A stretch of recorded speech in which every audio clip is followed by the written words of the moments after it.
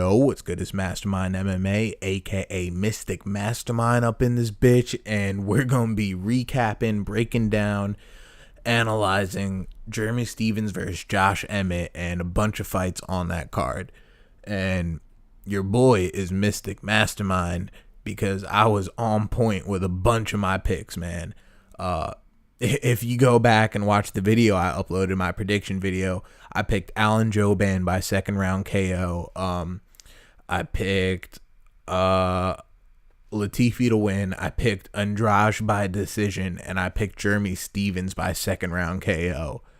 So your boy was pretty on point. I think the only things I got wrong was Mike Perry, who got who got ate alive, and Sarah McMahon. I picked Sarah McMahon to win. So I was off on those two, but for the other four, for Jouban, Latifi, Andrade, and Stephens, your boy picked it up pretty much to a fucking T. And what a night of fights, man. Real quick before I dive in, I want to put a very stern fuck you to YouTube because they disabled my live streams. Because I was just chilling. I was live streaming. I was doing like live commentary as it was going through. That's what uploaded through. You see, when I was reacting to Mike Perry's fight, I was reacting to Latifi's fight. And then as I was streaming and reacting to the Andrade fight, I got a notification. And then they shut my stream down. And I was like, all right, well, I mean, I guess that didn't ride for that. And then when I went to live stream the Jeremy Stephens versus Josh Emmett, they're like, oh, your shit's been disabled. So 2 middle fingers to you, YouTube. Fuck you. And we're going to keep doing our shit over here. How about that? And I mean, I just had to get that piece out there. So, yeah, man. I'm going to start at Jeremy Stephens and Josh Emmett. Damn, man. What a fucking fight. What a fucking fight, man. I was recording the first round and reacting to the first round too. So, I mean, I didn't upload it. I don't really see a point in uploading the first round, but dude, I was a little shook in that first round. I'm not even gonna lie. So, Jeremy Stephens, he started off real nice. He started off kicking the legs, kicking the body, and I said, all right, that's really good. Because that's going to come in handy later in the fight. Because once you start working those legs, first, obviously, taking out their base is going to be helpful. But the main reason, I mean, it's so multifaceted. It's really a good game plan. Because once you start taking out their legs, they can't plant for power. Not only that, but once you start going to the body, not only does it gas them, but now they don't know whether to check. Once they see your legs firing off, they don't know whether to check the kick or to bring their arms down, their hands down. You know what I mean? So once you start ripping the legs and ripping the body, as soon as you like move your leg, they're gonna drop their hands to their body and then they're gonna lift their knee up. So they're gonna go to check the kick and drop their hands, and that's where you could come with a head kick. So once you start working all those levels, they don't know where it's gonna come from. Like how John Jones knocked out DC, that's exactly how he did it. And you know, Jeremy was working good, and then Josh Emmett caught him. You know, Jeremy was looking to hit Josh with that RDA styled uppercut. What he wanted to do is come with a 1-2, kind of have Josh Emmett focused on the right hand coming over. So when the right hand is coming, his guard is going to be set up to block across. You know what I mean? So that's going to leave him exposed to the uppercut, like what he did to RDA. So he was actually going to hit him with that uppercut, and then Josh Emmett came and countered with a hook and then dropped Jeremy. And your boy was a bit worried. I'm not even going to front. Once I saw Jeremy hit the canvas, I was like, no, come on, Jeremy, you got it. Like I was recording and doing that commentary like how I have the second round, but I was like, come on, Jeremy, you got this, bro. You got this. You got this. I was just more like, fuck, don't lose this shit. And then once Emmet knocked Jeremy down, you saw him really get real comfortable. Like, it looked in the beginning of the fight, both of them were very respectful of each other's power, and you could see that. You could see the respect between them, because they weren't just going off rip, just going at it, off jump. So the once Emmet tagged Jeremy, you saw a whole change in his composure. You saw him getting real cocky. You saw his movements much more relaxed. You saw him get comfortable, very comfortable, maybe too comfortable. I was talking to the homie MMA from the Heartland, who is Jeremy Stevens' training partner, and this was after the fact and after the fight, and we were talking about it, and he said something that was so fucking funny and so fucking true. He said Emmet did the classic alpha male thing. He just got way too cocky, and then he drew the parallel to Cody Garbrandt and TJ Dillashaw. And honestly, like, MMA from the Heartland hit the nail right on the head with drawing that parallel, because it was pretty eerily similar. Because when you look at it, you had Josh Emmett knocking Jeremy down in the first round and coming into the second round with boatloads of confidence. You know what I mean? So the thing is, it was overconfidence. It was cockiness. And he started like mocking Jeremy, like pointing down to the canvas. Because the first round, Jeremy pointed to the canvas like, let's stand and bang kind of thing. And then the second round, Emmet did that. So you see, he paid the price with his consciousness. You know what I mean? You can't get that. You can't get like that with a guy like Jeremy. I'm just saying, bro. Jeremy is a fucking savage. He's a fucking beast. Jeremy's a monster, dude. He's been doing this shit for a minute. He's been in the UFC for like 11 years, bro. Think about it. Since like 2007.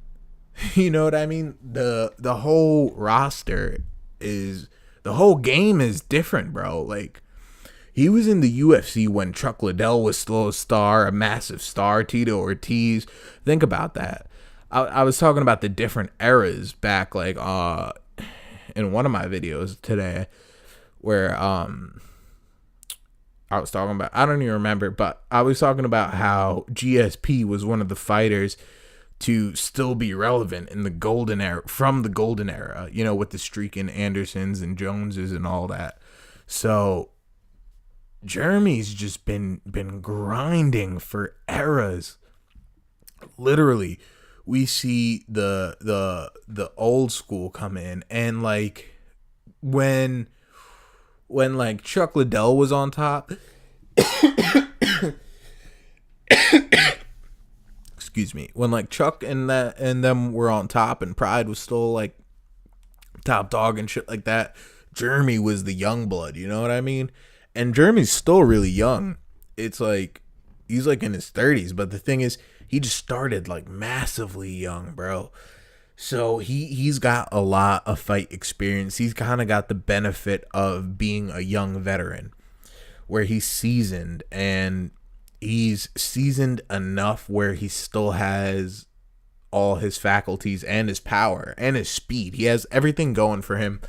And we're really seeing Jeremy come into his own and in like a new level, because just the fact that being in the company for so long, keep in mind, it's not like something that he's been like here and gone and back again, the struggle fighter. Nah, he's been consistently doing his damn thing. Now we seen him really get this heavy momentum where he's main eventing shit, main eventing on Big Fox, doing his thing and getting those opportunities and making it pay dividends. Knocking out Doo Ho Choi 40 fucking days ago in a main event And then main eventing on a big card. Not only main eventing on a big card, fucking getting an emphatic knockout, making it an extremely entertaining fight, back and forth. And another thing is, it shows Jeremy's resilience. And what I'm referring to right now is him getting knocked down and coming back and getting the knockout in the next round. That shows a fuck ton of composure. That shows a lot, bro, because you have to overcome that. Like, fuck, I got tagged. And not only do you have to fight the feeling of worrying about getting tagged, you also have to fight the feeling of wanting to get it back. Because once Jeremy got tagged, you saw both of them change. You saw Emmet get much more cocky and much more comfortable, and you saw Jeremy get that look in his eyes, like, all right, motherfucker, let's go. Like, all right, you got me there, but let's go. I'm getting you back. And that was his mission, man.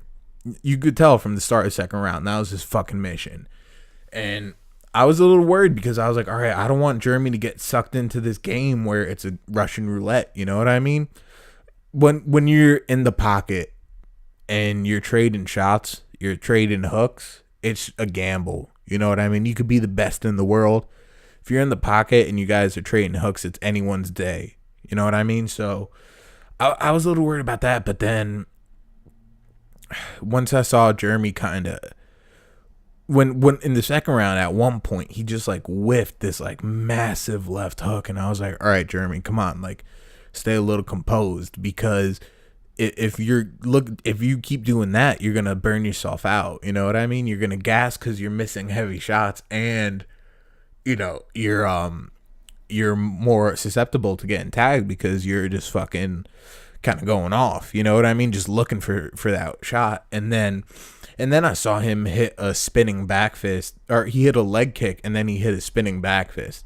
And I was like, all right, Jeremy, you know, now that shows he's all right. He's still intense, but he's more composed.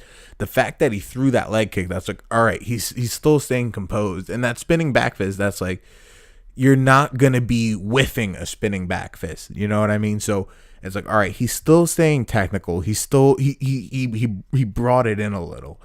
And then, you know, when he hit that leg, and then Emmet winged this huge overhand, but Jeremy ducked that. He evaded it real nice. And I was like, all right, Jeremy is like doing his thing now. He's back. Like he's refocused. And then Jeremy just got the knockout.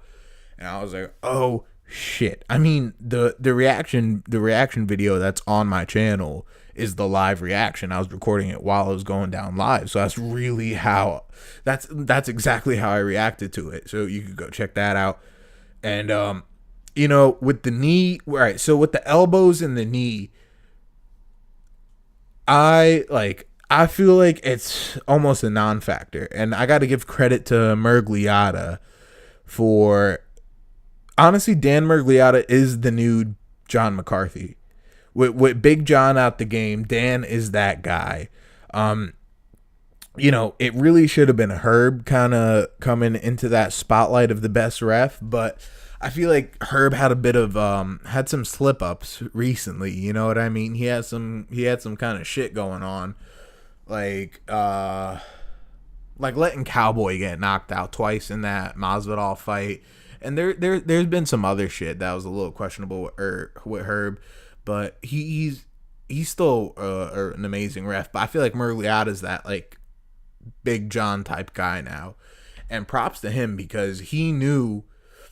All right, when I saw Jeremy throw that knee at first, when you're watching my reaction video, you can hear me say, "Oh shit, that's illegal," and I didn't know. I was just so like in that moment, like wrapped up in what's going on. Like I didn't even really acknowledge it. I didn't even really like, focus on it. I just like, oh shit, that's illegal. Like what's going on?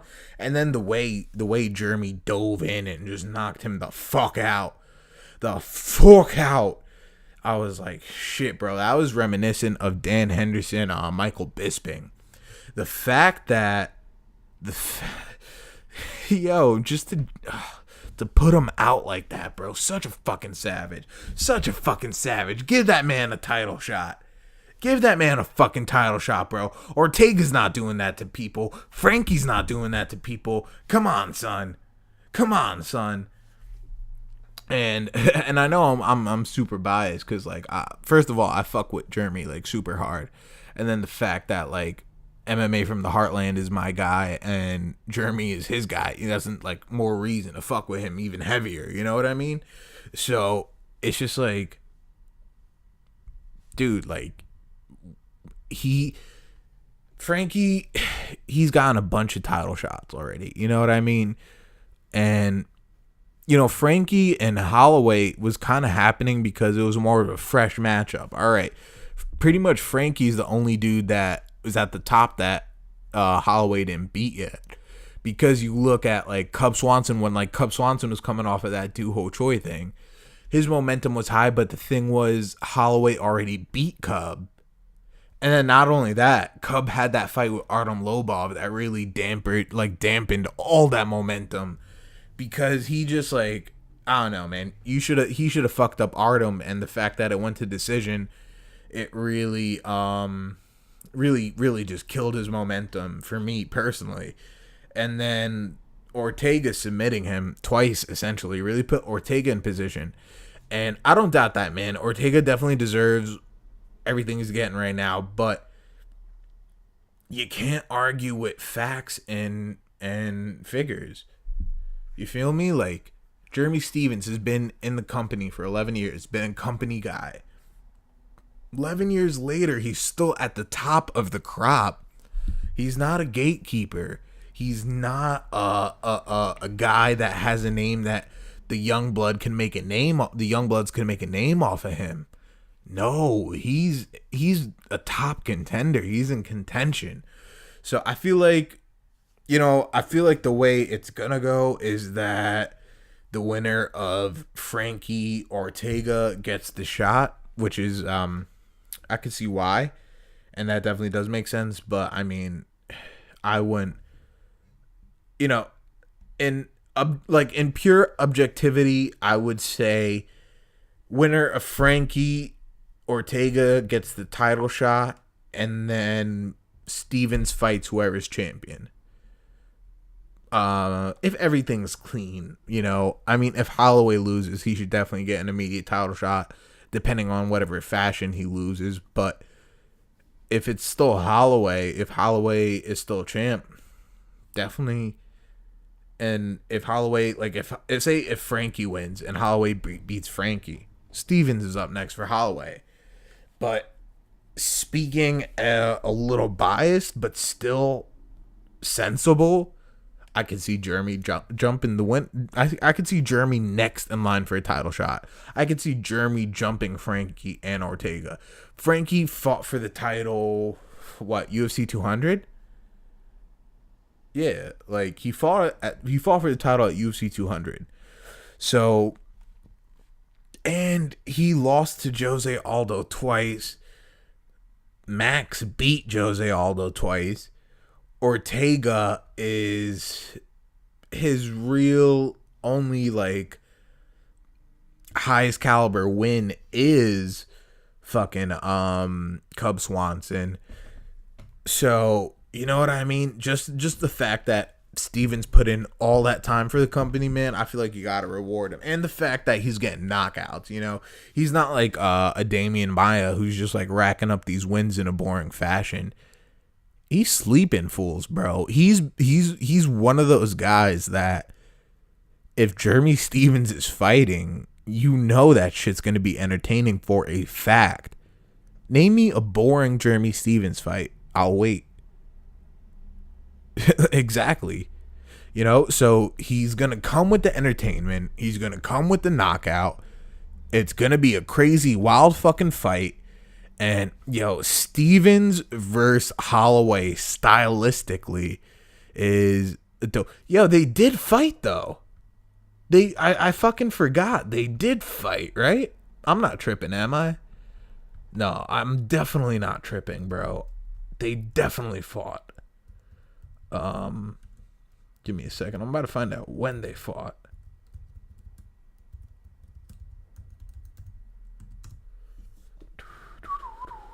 All right, so they fought at UFC 194, bro. No. They didn't fight it. Wait, when did they fucking fight? Yeah, I think it was UFC 194. Yeah, it was. It was. So Max Holloway and Jeremy fought at UFC 194, and it was a decision fight. I don't remember the fight exactly off top, but run that shit right the fuck back. All right, man. I guess because they did fight, so I guess I could see my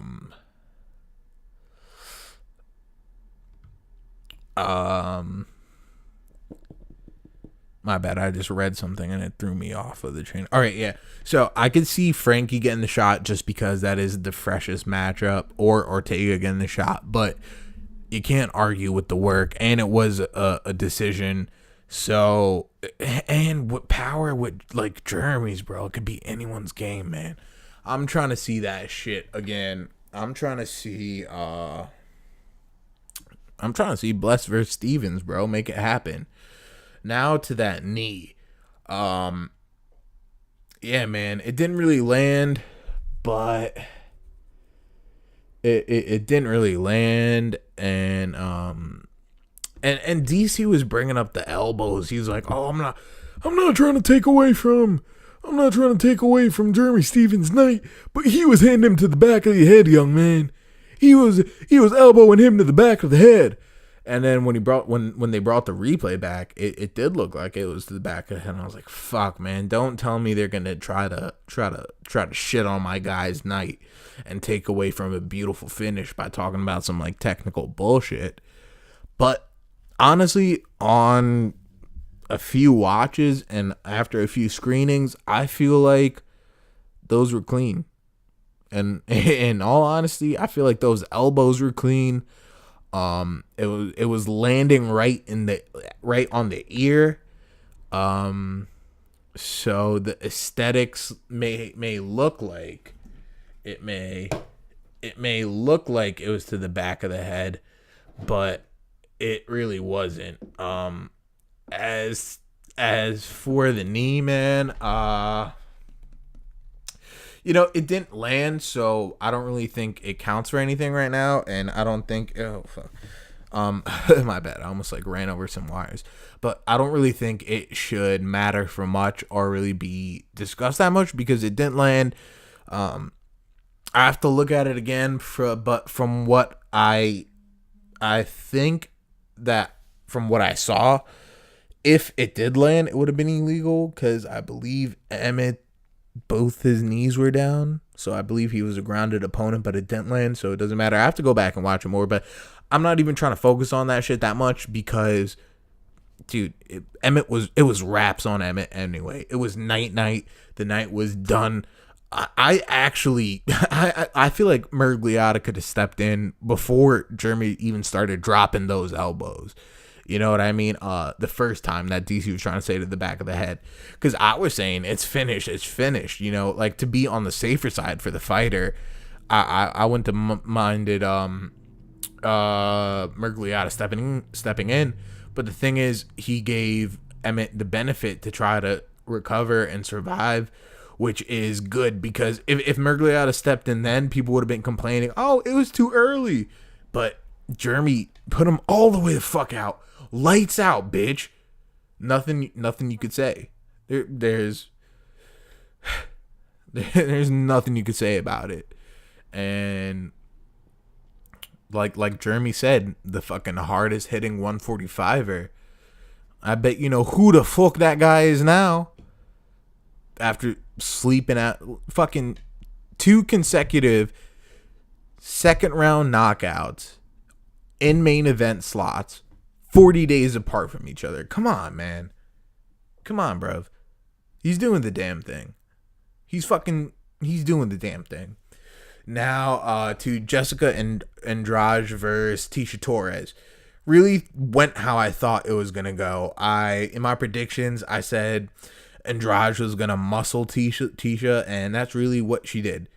Because Tecia is just too fast, man. Her her fucking her 1-2 is crazy because literally as soon as her jab touches you, her right's already there. You know, it's really almost like her jab and her right hand touch you at the same time. It's fucking crazy, bro. Her 1-2 lands at like a 12. You get me? It's at the same time. So she was too much for Tecia on the feet. She created distance beautifully. She knew exactly how to create the distance and stay safe. And the thing was, Andrade tried to stand and exchange, but wasn't working out. So she did what she needed to do to win the fight, which was wrestle. And I knew just by her pure strength, I feel like Andrade is definitely the strongest strawweight. Like, I feel like she could muscle anyone in that division. But, you know, I feel like once she figured out the takedown worked. I said that after she before fucking YouTube shut down my live stream and then fucking blocked me from live streaming as I was streaming during this fight. Fuck you, YouTube. But as I said, as soon as she landed that takedown and the round ended, I'm like, all right, watch. The rest of this fight is going to be boring because she knows the takedown works and that's what she's going to go to. And that's what it was. So props to Andrade for getting the decision victory. And that it was what I expected. Now, when it comes to Latifi and OSP, although I did pick Latifi, it was really like, it was just like, I had to pick someone because I was so like on the fence of I didn't know who was going to win. When I picked that fight, I didn't even pick a round or method of victory because I was like, I just didn't know. I felt like it was anyone's game. And OSP, man, he was trying to play a dangerous game because he was trying to strategically keep his hands down. And I'm gonna talk about Mike Perry after this, but OSP try to keep his hands down, so when he pops that jab, he doesn't know where it's coming from, and he try to bait him into ducking down and hitting him with that uppercut. That was OSP's whole plan. He was looking to feint something, to trap him, have him duck and duck into his uppercut. That's all he was looking for. And OSP was staying nice and long and was utilizing his reach and staying on the outside and doing well. And what Latifi was trying to do is Latifi wasn't trying to play any games with range. He wasn't trying to trade on the outside with OSP or try to jump in, close the distance, then back out. He wasn't playing that game. He was doing the blitz. He was kind of almost like Yoel Romero. So he just wanted to blitz in and catch him, and that's exactly what the fuck he did. And it's funny, man, like I was reacting to that video live. I was streaming it live. That's before fucking YouTube did. Fuck you, YouTube. But anyway, that reaction is still up there when I reacted to Latifi and OSP. So it's fucking funny because I was so taken aback because I was like, I saw him like dropping OSP. I was like, oh shit. And then he grabbed, because Latifi is a shorter guy compared to OSP. And the thing is, he was doing a standing guillotine. And he like, so if he was just going for a guillotine, it's actually good he didn't, because usually what someone would have done if they're going for a guillotine like that when it's rocked, they would have got him into a guillotine and pull guard, so they could have like a pure like hard guillotine, you know what I mean? So like a real, technically all like a guillotine from a guard, you know what I mean? But the thing with OSP is that's where OSP comes into play, because his Von Preux choke, yes, the Von Preux choke, because that's how he always gets people. People try to get him in a guillotine, and he Von Flute chokes them out. But Latifi avoided that by the standing guillotine. And I was like, and then I actually said in my reaction video, I was like, oh, that's not smart. Like, I was like, why didn't he create distance and then tee off on him? And I was like, oh, it's not smart. He's going for the guillotine. And then, like, literally like a second after I say that, OSP collapses to the ground. And I'm like, oh, and then I literally start choking because like, I just start choking because of how hard I reacted to it and how like hard I was like, oh shit. And I was just like coughing my lungs out. And I was like, and then someone left a comment that had me fucking dying. They're like, the choke affected you too. And I was like, yo, that's so true. Cause I was literally like fucking choking from reacting to that choke. But Latifi, man, we got a new player in the light heavyweight division. Now is the time, bro. It's a road wide the fuck open. You know what I mean? So Latifi really propelled himself into contention because now he's one of those guys because they needed him. They needed that. So Latifi really is a big player in the light heavyweight division right now. I would say match him up against a Manoa or a Ozdemir. You know, that should be next. So yeah, definitely work him up towards the top to the title shot. You know, he he fucking did the damn thing, bro. Like to get a standing guillotine with someone who's that tall and savage, bro. OSP tapped and he was like, well, you know what? The ref didn't see it. I'm putting you out, bro. That was the crazy part, man. OSP tapped and he got put out. I was like, shit, man. And Latifi even addressed it a little bit in the post fight because Anik asked him and he was like, yeah, he tapped, but the ref was on the other side. He didn't see it, which is fucking stupid on that ref's behalf because you let OSP get choked the fuck out. But it might have been a thing. OSP still might have went out. Because by the time like the ref separates them, actually nah. He still might have, but still, that really falls on the ref, bro. OSP, you shouldn't really go unconscious when you tap, but OSP might have waited a little bit too late. Mike Perry, man, that hype train got derailed massively. Now, you guys know I never had a problem with Mike Perry, but I wasn't on his shit like everyone else was. You know what I mean? I knew from the Jouban fight, bro. I said, bro, he's just not that. He's not there yet. You know, he's not.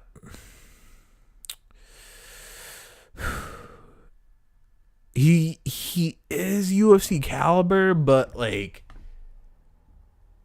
it's like lower tier. And after today, bro, I'm not even sure if he should really be in the UFC, to be quite honest with you. And I'm saying that not against him or anything like that, but what I'm saying is he's a little too green as of right now, you know? I feel like he should be in like PFL right now. In this stage of his game, I feel like he should be in PFL. That's formerly known as World Series of Fighting, for those who don't know. Yeah, man, he should be at World Series right now. I feel like he could be a World Series champ. And I might be wrong on that, bro, because World Series gave us a guy like Justin Gaethje. So I could be wrong on that, but I feel like Perry should have like went pro and like he should have fought with an organization like PFL, gained some championship experience, gain some of that cage time with real high level people. And because, you know, he's got to learn on the job. But the thing is, there was no, he looked worse than the Santiago fight, which is troublesome. And I'll tell you why that's troublesome. Because he got, all right, Jouban exposed a hole in his game on how to beat him. Ponzinibbio studied that and then just like ripped that hole all the way wide open. And that's forgivable because Ponzinibbio is an extremely high level fighter. But when a fighter like Max Griffin, nothing against Max Griffin. Max Griffin showed that he's a good fighter, high level fighter, high fight IQ. But it showed more than anything that there's a blueprint to beating Mike Perry, and that's the blueprint that Alan Jouban created.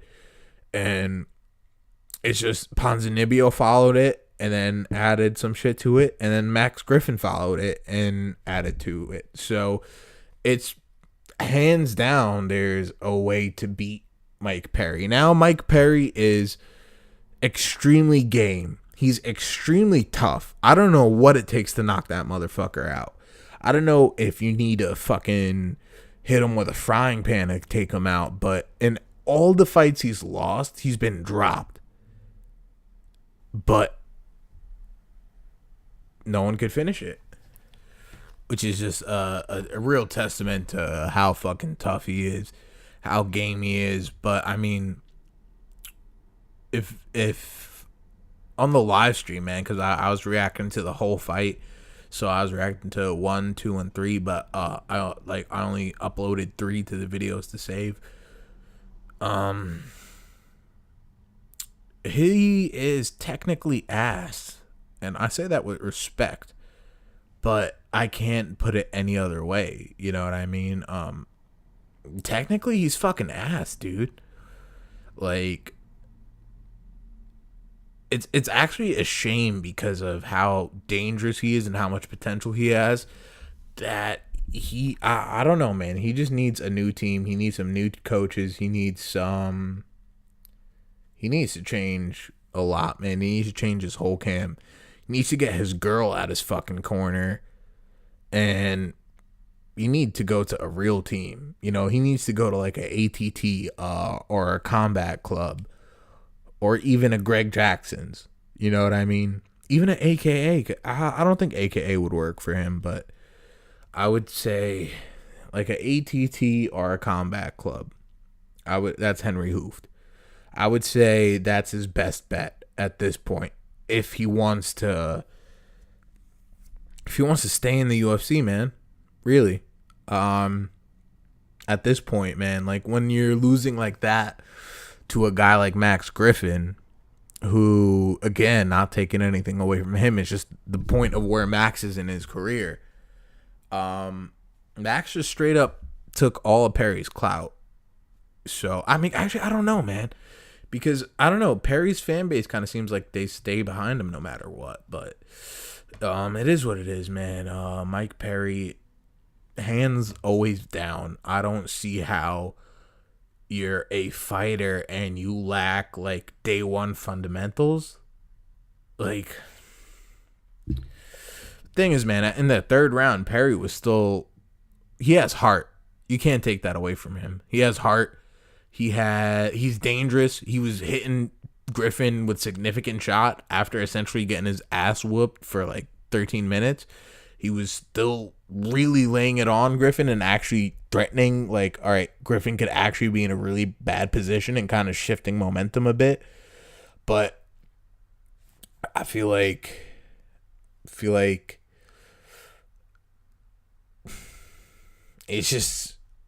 it's either he needs to change a camp or he's not going to be able to last. That's it. Because the fact that he's looking worse after his Ponzinibbio fight, and he really should have broke his whole shit down and built up an entire game after that Ponzinibbio fight. But the fact that he's coming and doing the same plan except worse is just like, It's one thing to have knockout power. It's one thing to depend on your knockout power, but it's ridiculous when that's all you're looking for at all times, no matter what's going on. It shows no fight IQ. It shows the lack of adjustments. And it just shows, man, like, you might be able to fucking sleep 40, 50th ranked guys But, you know, honestly, my prediction video, I said Perry's cap was like the top 20. Like, I feel like he could beat like the number 20th guy. But at this rate, dude, I don't even think he can. You know what I mean? He may be able to. But if it's a guy like Max Griffin, who's well-rounded enough, I feel like Perry's in trouble. Perry's a bar brawler. Perry is like a bully and a bar brawler. So that's how his fight style is. And it's just not that of a professional mixed martial artist. So he needs to fire his coach. He needs to tell his girl to stay at home and get out of his fucking corner. How's your girl your chief corner, bro? You know what? It shows. Mike Perry fights like his girl is his chief corner. So yeah, man. I'll say it one last time, man. If Perry doesn't get a new team, new coaches, doesn't change anything, his run in the UFC won't be that long. So that's that. And on to my guy, Alan Jouban, bro. I did a video reacting to it as soon as it happened. Not reacting to it, but, you know, just like a video talking about it. And shout out Alan Jouban, man. Beautiful win. Like I told you, man, he's so fucking entertaining. He's so game. Awesome fight, man. Probably like one of the best fights on this entire card. But there's so many good fights. But it was up there, bro. And that's a bit of a biased opinion, but it still could hold true, man. Showed how high level he is, man. Showed how, you know, when you look at that knockout, he already fucked up his leg so much. So he pretty much just like finished his leg off. And then Saunders was like trying to get his balance back, and then pop 1-2 and put him out like it's EA UFC. So shout out to Jouban again, man. Congrats to the homie. Congrats to Jeremy Stevens. Congrats to everyone who put on a great show, man. Great night of fights. A good look for a big Fox card. I don't think, you know, I don't know how it'll do ratings wise, but when it comes to quality, it fucking came all the way through. And again, I'm gonna put 2 fuck yous out. I'm gonna put a fuck you out to YouTube, and a fuck you out to Fox for changing the prelims and not having my guy Alan Jouban on Fox like he was supposed to be.